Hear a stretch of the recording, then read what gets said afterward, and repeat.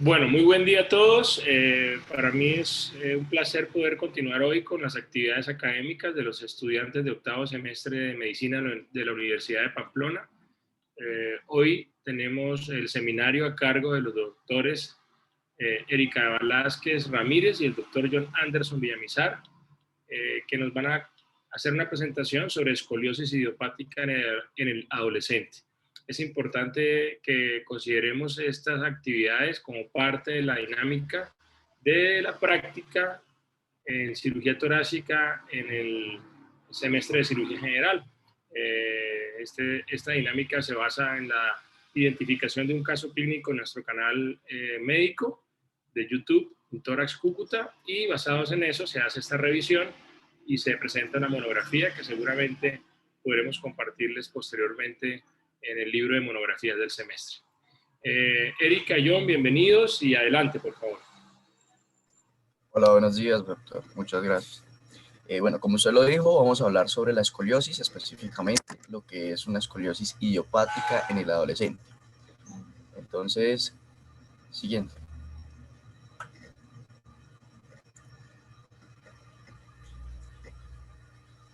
¿Ven las diapositivas pasarse?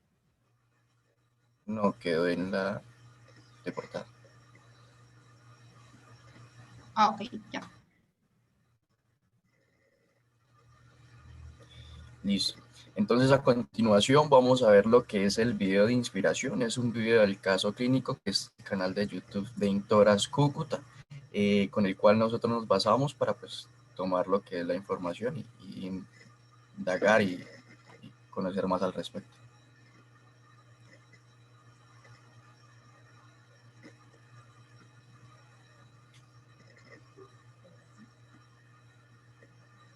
Para complementarles, esta es una paciente que llega a la consulta de cirugía torácica.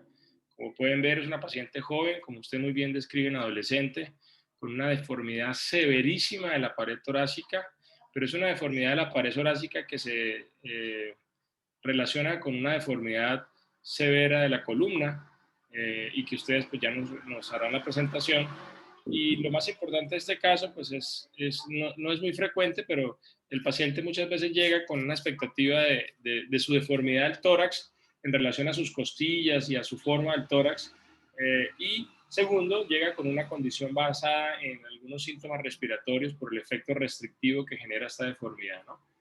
Entonces, para nosotros es muy importante tener esa relación y sobre todo entender en estos casos que pues no solamente podemos aislarlos en la parte respiratoria, sino que el sistema respiratorio, toda su estructura anatómica, pues interactúa con el sistema neurológico, digestivo, nervioso y con el sistema óseo vertebral. Muy bien, sigan adelante, por favor.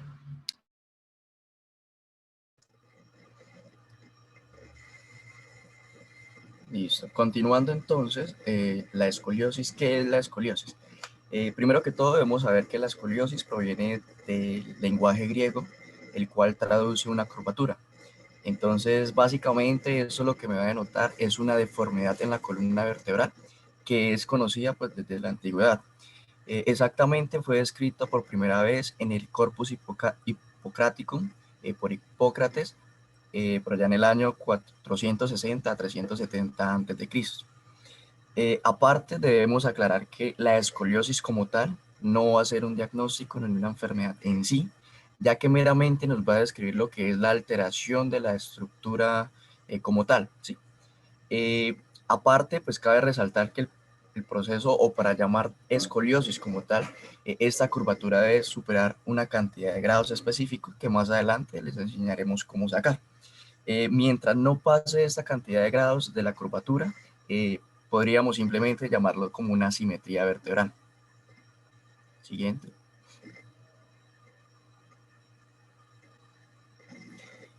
Bueno, entrando dentro de la parte epidemiológica, tenemos que la escoliosis, bueno, hay diferentes tipos de escoliosis, ¿no? Encontramos una neuromuscular, una congénita y la idiopática. Dentro de estas tres, la más común que se presenta es la escoliosis idiopática. Entre personas o adolescentes de 10 a 16 años se observa que hay una incidencia del 2 al 4%. Como tal, en género no hay discriminación, se afecta por igual manera a lo que es hombres y mujeres, pero la probabilidad de que progrese la enfermedad o empeore lo que es su pronóstico es más alta en lo que son las niñas, por lo que requieren 10 veces más un tratamiento frente a un varón. También se tiene que algunos factores genéticos contribuyen a lo que es a desarrollar esta enfermedad, específicamente lo que son mutaciones del CHD7, que son genes encargados en lo que es la transcripción de la cromatina, y el MAT1, que se han visto implicados en algunos estudios relacionados específicamente con esta escoliosis idiopática. Siguiente. Bueno,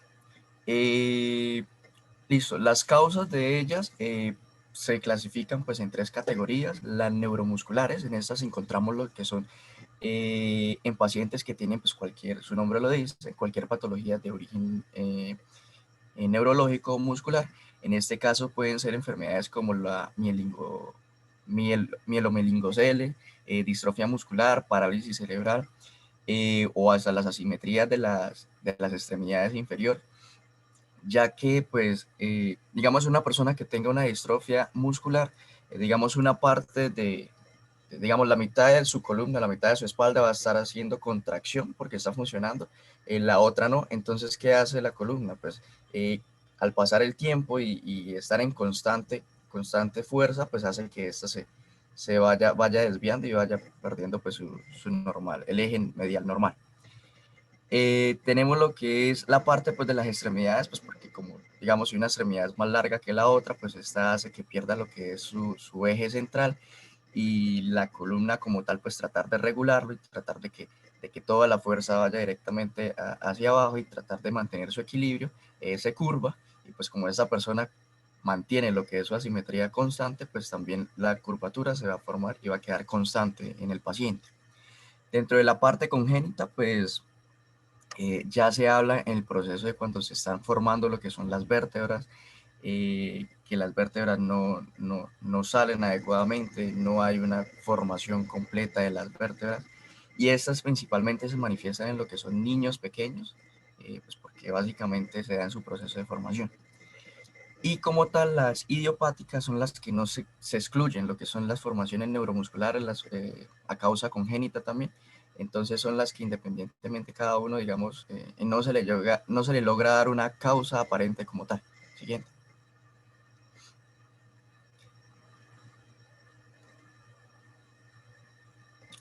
Bueno, entonces para hablar escoliosis específicamente debemos recordar que esto se da meramente en la columna vertebral. Debemos recordar que la columna la podemos dividir en diferentes regiones, dependiendo, digamos, en las vértebras que nos encontremos.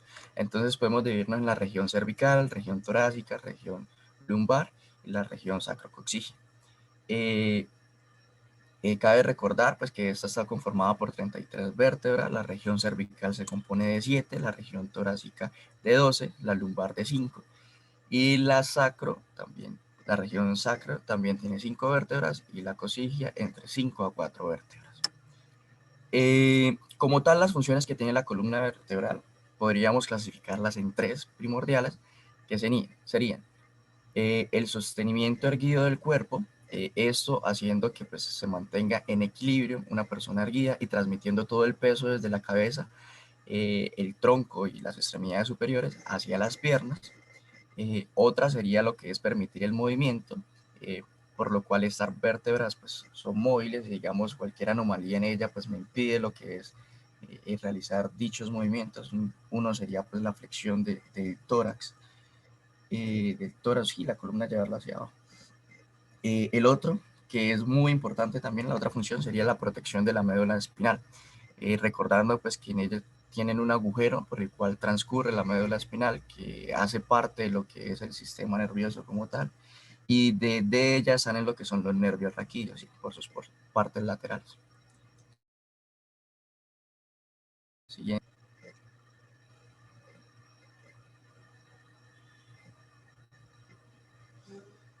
Sí, listo.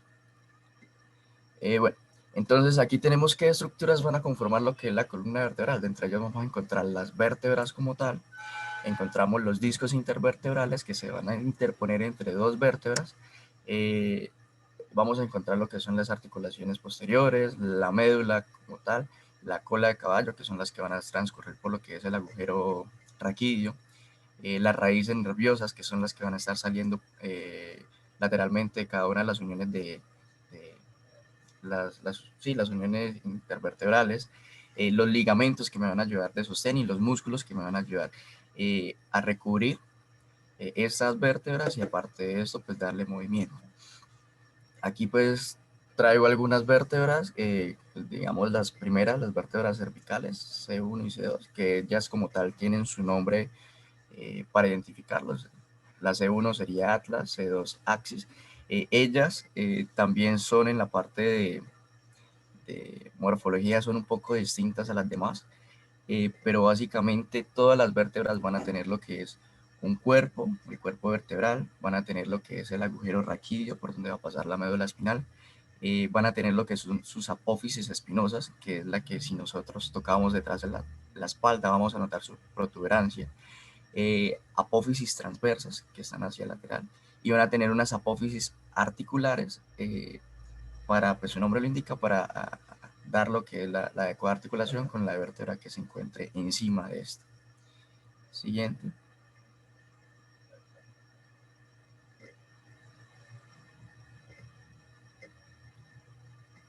Bueno, hablando de escoliosis idiopática, como su nombre lo indica, idiopático me define que no se ha encontrado ninguna causa que me provoque esta enfermedad. Sin embargo, pueden llegar a existir diferentes factores que me conlleven al desarrollo de esta deformidad.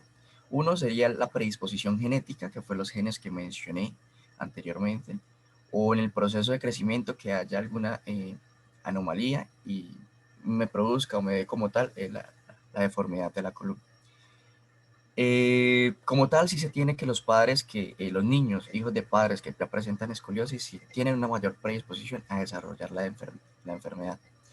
Como tal, la escoliosis idiopática podemos dividirlas en tres categorías dependiendo de la edad del paciente en la cual me afecte, ¿sí? Podemos dividirla en una escoliosis idiopática infantil, en pacientes que son de 0 a 3 años, una escoliosis idiopática juvenil en niños afectados de 4 a 9 años, y en adolescentes a partir de los 10 años. Siguiente. Bueno, esa es una fotografía de una paciente, es una adolescente, la cual pues presenta escoliosis, ¿no? Sí, era como para referencia. Eso, bueno, dentro del proceso de clasificación de escoliosis debemos tener en cuenta diferentes parámetros. En este caso, el primero que sería lo que es dependiendo la causa, que ya los podemos clasificar si es neuromuscular, congénito o idiopático. Según cuánto tarda en iniciar la enfermedad, si inició de una manera precoz o una manera tardía, dependiendo también su localización, si está en la región cervical, la región cervicotorácica, solo la región torácica o abarca la región toracolumbar, lumbares o combinadas, podemos llegar a su proceso de clasificación. Siguiente. Bueno, dentro de la parte de la clínica, los pacientes como tal, como dijimos anteriormente, los inicios de escoliosis, una escoliosis no marcada, como tal, primero no va a ser dolorosa ni va a tener ninguna manifestación que el paciente nos vaya a referir. Como tal, el dolor inicia en pacientes con escoliosis idiopática, inician cuando ya entran en edad adulta, o sea que ya han tenido instaurada por bastante, ahí pueden presentar a referir dolor, pero por lo tanto no tiene como digamos unos síntomas específicos. Como tal, el motivo de consulta o por cual llevan a los niños o a los pacientes a lo que es un consultorio médico es porque los papás detectan la deformidad en su espalda y pues quieren saber qué es lo que está sucediendo con su niño. Específicamente, si vamos a encontrar unos signos de la escoliosis que van a ser lo que es las manifestaciones de esta deformidad, como se observa en la imagen, que sería una escápula prominente, unos hombros desnivelados, una convección torácica, una concavidad en lo que es la región lumbar. Cuando es bien marcada se puede ver lo que es la curvatura de la columna y las caderas desniveladas, todo eso pues, tratan de compensar y equilibrar lo que es la malformación que se tiene en su columna. Pero recordando pues que básicamente el dolor no va a referir dolor porque no va a ser un proceso que se manifieste. Siguiente.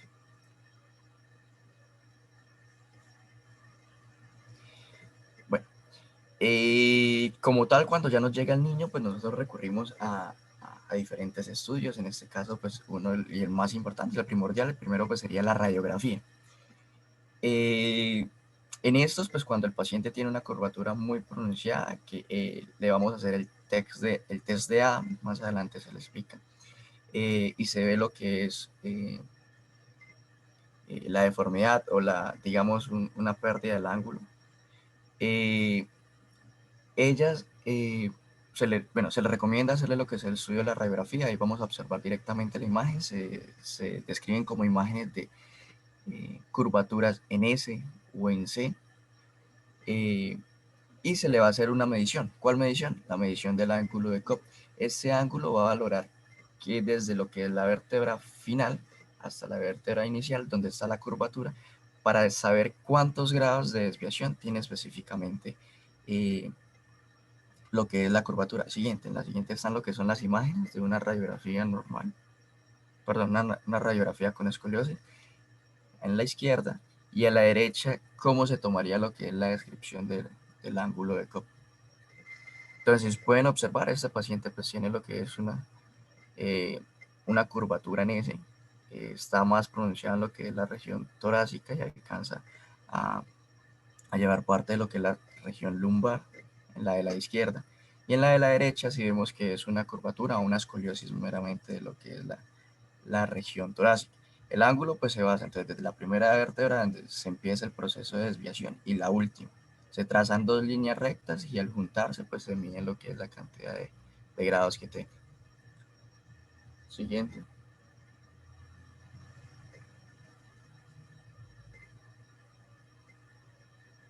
Bueno, entonces, ahora del síndrome de insuficiencia torácica, escrito por Rowan Calvert en el 2003. Este comunidad que los pacientes de escoliosis de desarrollo temprano dispuestos a sufrir una condición respiratoria severa que usualmente los puede llevar a la muerte. A esta condición, síndrome de insuficiencia torácica o SIT por sus siglas. Entonces, esto nos lleva a que la torácica no se debe ver solo como un problema estético, sino como un problema de supervivencia, ya que la mayoría de los pacientes con estas deformidades van a desarrollar pues un disturbio progresivo de tipo restrictivo que los puede llevar a la muerte. Este síndrome se define la capacidad del tórax de sostener respiraciones cotidianas y versátiles o de sostener un crecimiento pulmonar adecuado. Su fisiopatología está principal por la reducción del volumen de parénquima pulmonar de todos los componentes, bueno, de una gran cantidad de componentes torácica, y la debilidad en los músculos que son necesarios para llevar a la respiración. Con respecto a la etiología, tenemos tres patologías que de manera independiente o de manera combinada se pueden encontrar en el paciente. La primera de ellas puede ser una deformidad de la columna que va a causar distorsión de la torácica, y esto va a afectar el volumen y también las funciones. Principalmente en esta clasificación vamos a poner a lo que es la escoliosis y también son la principal etiología para que estas causen síndrome de insuficiencia torácica. Pero también encontramos la deformidad cuando es a nivel global y afecta a todos los del tórax.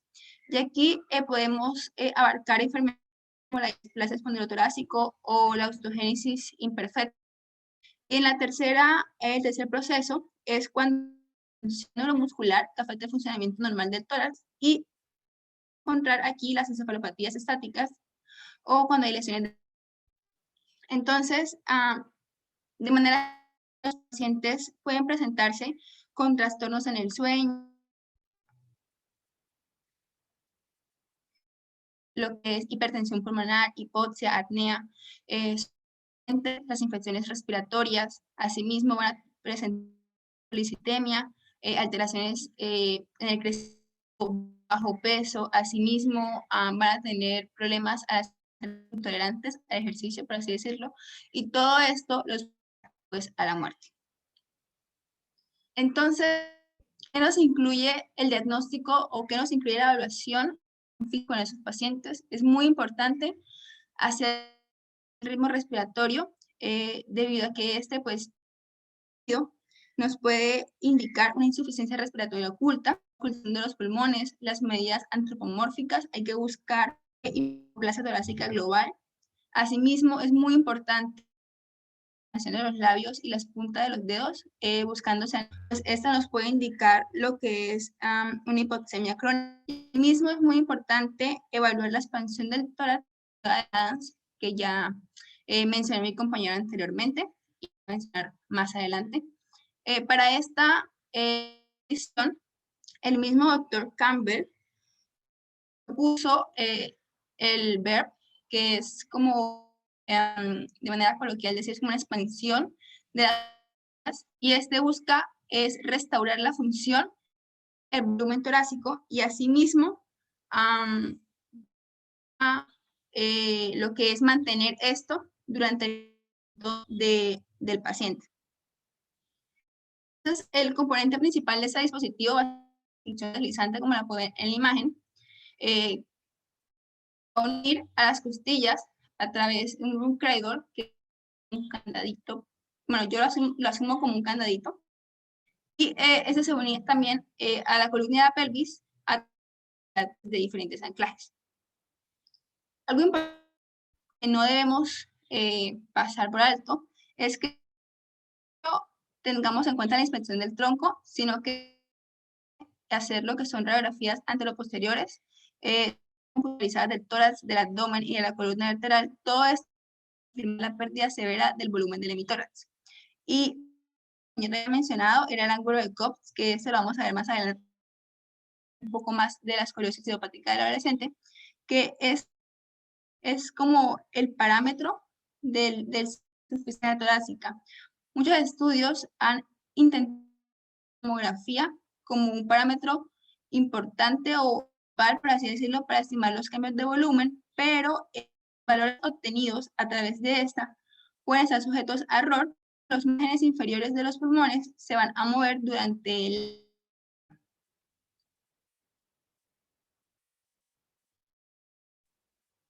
Entonces, aquí encontramos algo importante, que es la capacidad pulmonar total. Esta capacidad pulmonar total compatible con un desarrollo restrictivo que se obtiene mediante espirometría es el envergadura en el análisis de la condición. Para aumentar el umbral diagnóstico se utiliza también de la función muscular respiratoria, donde es la presión máxima generada tanto en la inspiración como en la expiración. Algo importante es que este valor de espirometría en personas normales se ajusta a la altura, ¿sí?, para estimar pues el valor como tal, pero en el caso de este valor se va a ajustar a la longitud de los dos brazos de los. Algo importante es que en los niños es muy difícil tomar un valor con espirometría y pleximografía, entonces muchas veces el diagnóstico es complicado. En el caso de esos niños se utiliza la capacidad pulmonar total, pero aplicando presión en la inspiración y la expiración, pero bajo anestesia general.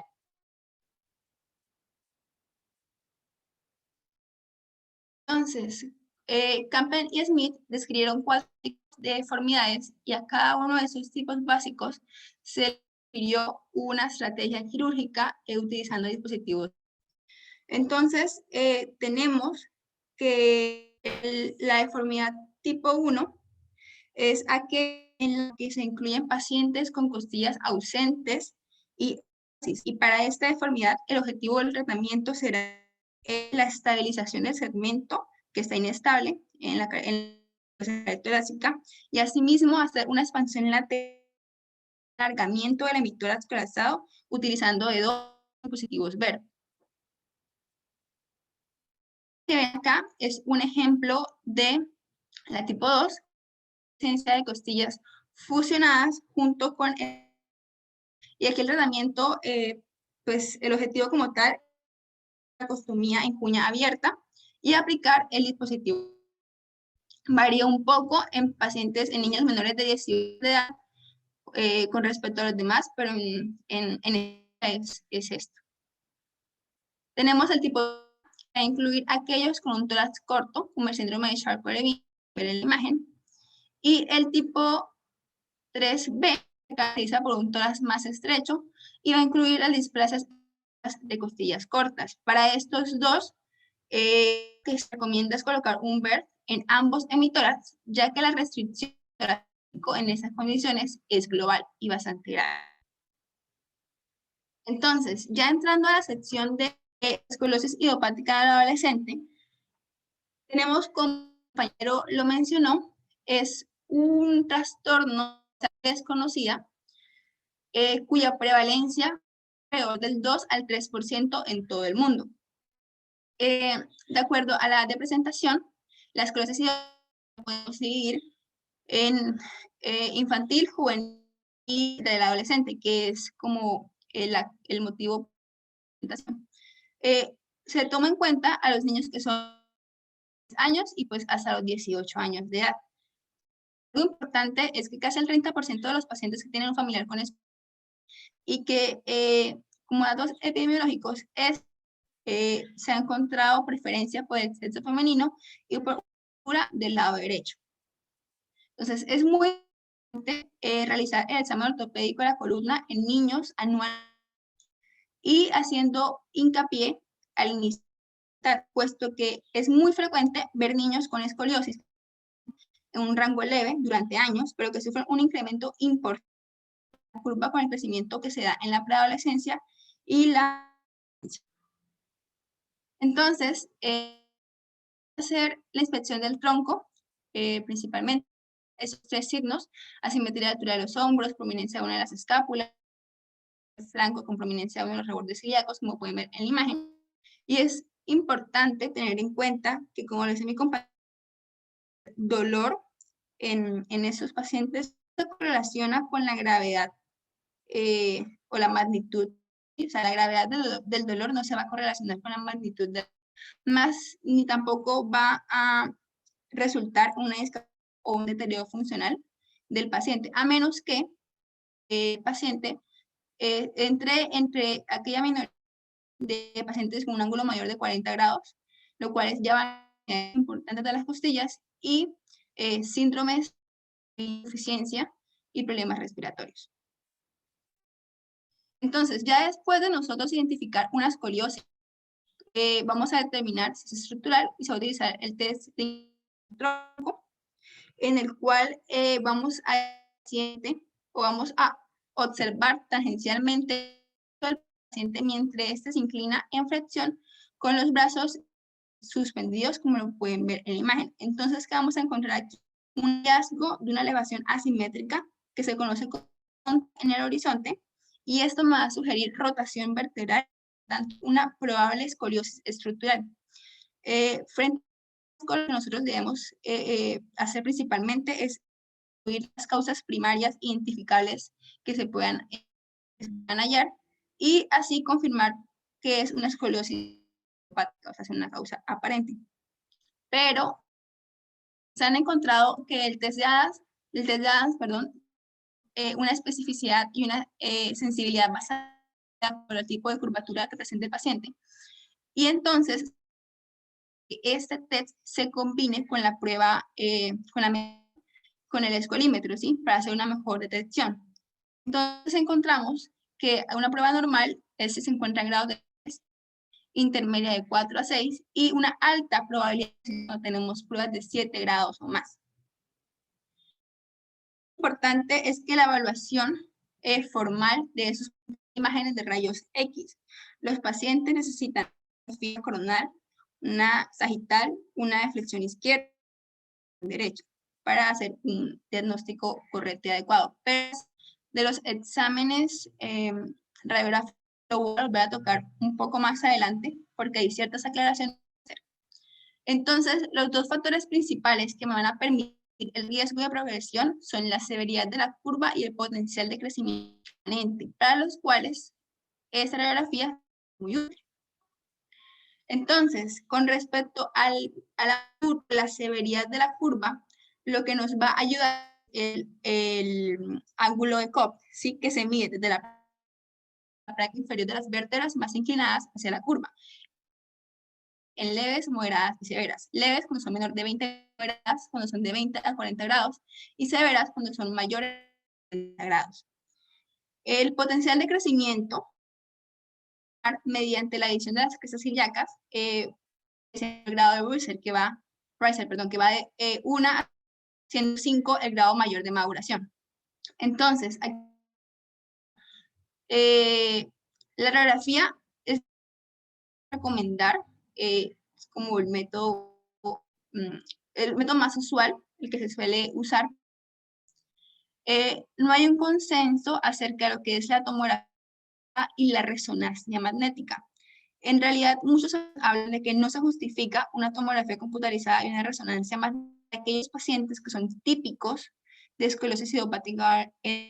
Sin embargo, hay técnicas de guía que son por imágenes operatorias que sí van a requerir esta tomografía computarizada. Mismo en el caso de resonancia magnética, sí va a ser indicada se sospeche de una patología del canal raquídeo, pero pues esto ya el especialista como tenga la sospecha puntual en este caso. Entonces, actualmente lo que se utiliza para clasificar escoliosis idiopática adolescente es la clasificación de la curva, que esta nos va a tener en cuenta la curva coronal, la deformidad sagital y el indicador de la columna lumbar, y nos va a dividir esta en 6 tipos, teniendo en cuenta cuál curva es mayor y cuál es estructural. Entonces, vemos que la tipo 1 tiene un 52% y en esta se va a encontrar la torácica principal, como su nombre lo dice, va a ser la curva estructural y mayor, mientras que la torácica proximal o lumbar van a ser no estructurales y menores. La tipo 2, que es torácica doble, en la cual encontramos la torácica principal como la curva mayor, perdón. La torácica proximal va a ser y estructural, y la toracolumbar no estructural. Así encontramos la gran mayoría, bueno, todos descritos de acuerdo a la curva que ellos tienen. La más común, tipo 1 con un 52% de prevalencia, la tipo 2 20% de prevalencia, la tipo 3 un 11% de prevalencia, la tipo 4 y la 6 son las menos comunes, con un 3% de prevalencia. Ver el nombre nos indica más o menos qué curva está. Por ejemplo, en el caso de la tipo 4, que se llama mayor triple, todas pueden ser estructurales, o principal y la toracolumbar pueden ser mayores. O sea, una de las dos. En la imagen de la derecha, lo que es cómo se vería un tipo 1 en la radiografía. Y algo importante del tratamiento es que esta clasificación tomó como base una clasificación llamada clasificación de King, que fue presentada en 1983, pero esta solamente definía 5 tipos de curvas, no incluía las curvas mayores dobles y triples. Entonces, al no ser consideradas, no me iba a mostrar pues, el tipo de curva que presentaba el paciente, lo cual, como decía, artículos van a definir el tratamiento que se le dará al paciente. Entonces, ya pasando de ver el tratamiento es individualizado a la condición del paciente, va a depender del criterio o la preferencia del cirujano. Se han creado sistemas de clasificación que intentan el tipo de tratamiento y encontramos opciones y opciones quirúrgicas. En el caso de las no quirúrgicas, encontramos lo que es la observación, el corset toracolumbar, el interio, y en las quirúrgicas, principalmente en tres procedimientos, son basadas en distracción, en crecimiento guiado y en compresión. En el caso de los basados en distracción, por ejemplo, implantes con una barra de crecimiento como la que vimos en ver, barra puede ser doble o sencilla. También hay implantes de distracción costera, como lo pueden ver en la imagen superior izquierda. Asimismo, encontramos lo que son estrategias de crecimiento de la técnica de Shia, que es la que pueden ver en la izquierda inferior. Son tornillos, pero no están fijados, sino que ellos se pueden deslizar. Y también encontramos estrategias basadas en compresión a través de las grapas, como pueden ver en la imagen de acá. Ustedes ven que son puras que se ponen. Entonces, hablando un poco más de lo que son el corset, esto se ha estudiado mucho, en realidad se han hecho diferentes estrategias que nos hablan de que en realidad esto es bueno a largo plazo, que son tratados con opciones versus los que son tratados con quirúrgicas, quienes presentan mejor calidad. Y en realidad es que no se ha encontrado un consenso que nos diga, no, con esto se consigue una mejor calidad de vida. De hecho, hay estudios que lo que han hecho es mirar mayores y que han sido tratados por opciones de corset o quirúrgica. He encontrado que ninguno de los dos presenta una diferencia significativa en su calidad de vida y pues el tratamiento en general. Más sin embargo, sí se ha encontrado que el corset ayuda con curvas que son de más de 25 grados y que son de 40 a 45 grados, puesto que ya las que son 50 grados son indicativos para cirugía. ¿Sí? Entonces, si entran en esa categoría de ser menos de 25, más de 25 y menos de 40 a 45, el uso es recomendable. Así, tener muy en cuenta que el uso del corset, la utilidad de este depende del tiempo de uso que se le dé. Entonces, aquí es donde hay problemas porque los pacientes, por lo general, que no lo usan apropiadamente, les da incomodidad, porque les causa molestia, porque no es realmente aceptado y pues y demás problemas. Entonces, al no usarlo correctamente con el tiempo que se pues no van a presentar una mejoría adecuada. El uso del corset se prolonga el crecimiento. Entonces, ya cuando nosotros tengamos un riser o una madurez ósea en radiografías del carpo, frecuentemente retirar gradualmente el corset. A veces se recomienda turno por 3 a 6 horas, pero es muy opcional. Y es importante el paciente o informar al paciente, se deja usar el corset, la curva lentamente puede volver a hablar que se presentó al inicio del uso de este corset. Entonces, muy importante aquí reforzar la idea de que esto se usó para frenar la progresión y evitar una cirugía. Con respecto a la física, se ha encontrado una gran mejora en que tienen terapia física específica para escoliosis, una disminución de la curva de hasta 5 grados con que no llevan terapia física, y la columna sigue estando en realidad poco estudiada. Se usa actualmente para lo que son, pues como les dije, idiopática del adolescente, son graves, pero pues aún es controversia, aún está en estudio, se quiere realizar un consenso adecuado y como depender de la condición del paciente y de la experiencia del especialista. Para finalizar la parte de tratamientos, los métodos más utilizados de alto contenido de evidencia son el enyesado en serie, los implantes de las barras de crecimiento dobles, la técnica de Shia y las barras de crecimiento magnéticas. Aún así, dentro de la parte que nosotros decimos, no, vamos de verdad a hacer un tratamiento quirúrgico, a niveles operatorios, aún así es complejo, hay que tomar teniendo en cuenta la deformidad coronal del paciente, la cifosis regional, la inclinación del E4 y la alineación lumbar. Entonces, ¿qué debemos esperar cuando nosotros hacemos tratamiento quirúrgico principalmente?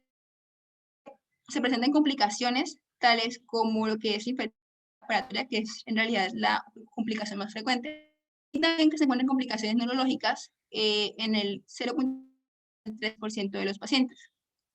tenemos que ahí se han realizado estudios a largo plazo que nos informan que esos pacientes pueden presentar una mayor tasa de artritis y asimismo una mala percepción corporal, sin importar en realidad el tratamiento si es quirúrgico.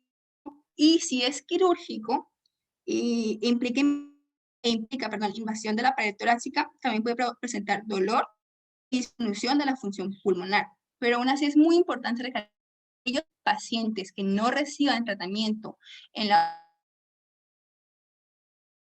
adolescencia, sino que se espere hasta la adulta, pueden tener una tasa de hasta 1 grado por año una vez que ya ha alcanzado 50 grados en el ángulo de Cobb. Y recordar, pues, las curvas en el adulto van a ser más rígidas, por lo cual se van a requerir técnicas más invasivas, mucho más agresivas. Entonces es importante diagnosticarlo oportunamente. Y ya para recordar puntos claves de toda la presentación, tenemos es una enfermedad de la columna en 3 dimensiones y que se presenta neuromuscular, congénita e idiopática. Que la idiopática infantil, juvenil y adolescente, de acuerdo al origen, de acuerdo a la edad que se presenta, y que la idiopática pues ya se van a tener en cuenta en pacientes que son mayores de 10 años y 18, que el examen ortopédico de la columna en niños debe anualmente y que es muy importante estar muy pendiente de la preadolescencia y la adolescencia, y que se digamos con el examen físico, con la inspección del tronco, unas cosas, realizar el test de AN para ver si es estructural o no. Y mirar, siempre teniendo en cuenta lo que es progresión con respecto a lo que es la curva de potencial de crecimiento. Tener en cuenta la clasificación de Lenk, que es la más utilizada, y el tratamiento es individualizado de acuerdo con el paciente. Y ya, ahora sí para cerrar, como les decía, tenemos que tener no solamente va a acarrear un problema estético, sino que deformidades pueden llevarnos a lo que es una dificultad en la supervivencia del paciente con condiciones respiratorias muy severas y potencialmente letales, y que la esclerosis idiopática adolescente se debe detectar y tratar de manera oportuna y teniendo en cuenta como un individuo único y recordando lo que es el especialista y las condiciones del paciente para tener en cuenta para el tratamiento adecuado y pues que se le dé la mejor oportunidad al paciente. Listo, son las referencias para la monografía y gracias. Bueno, muy bien, felicito, estuvo muy clara la información. Erika, John, me gustó mucho la presentación. Hay que pues aclararle a la comunidad que va a tener esta información. Muchos de los conceptos que ustedes manejan, pues los lidera generalmente el especialista en columna, que es un neurocirujano o un ortopedista, ¿cierto?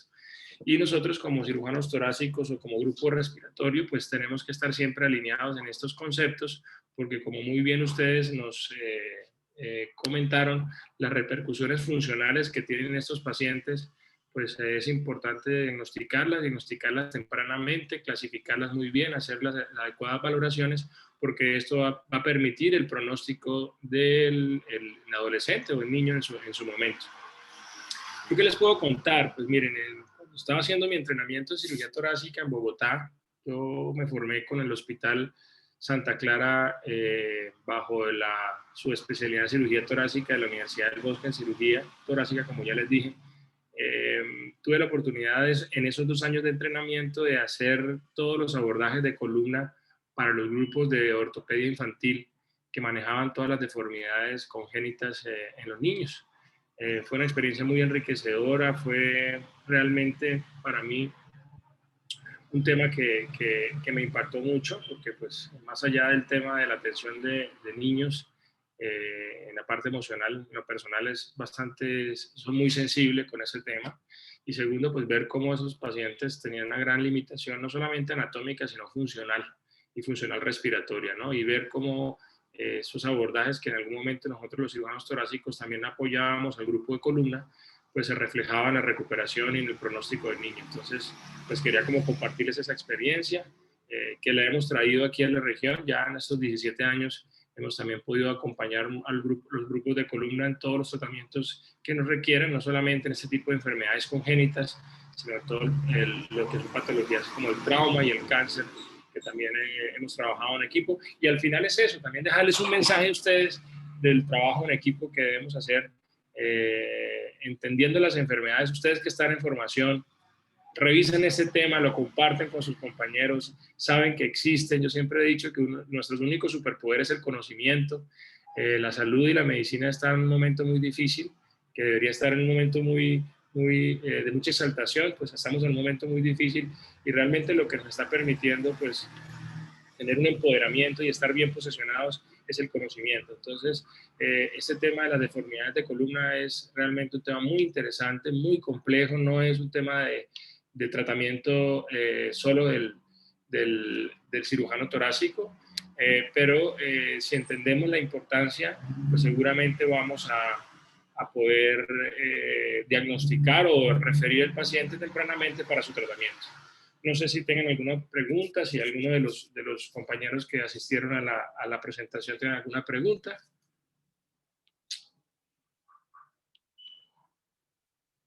Bueno, yo pensaría que esperemos que pronto ustedes puedan estar nuevamente en su actividad práctica a nivel hospitalario. Sé que ya en el 9º semestre posiblemente, por lo menos por el tema actual, ya estarían en el hospital, y sé que van a haber muchos niños, y sé que ese tema que revisaron va a poder tener una adecuada aplicación. De todos modos, los felicito, les agradezco mucho. Espero que por favor la monografía incluya la bibliografía actualizada, y bueno, seguimos adelante. Muchas gracias y feliz día a todos, y gracias por su disposición. Gracias, doctor. Eso, hasta luego. Muy bien, Jonathan. Hasta luego.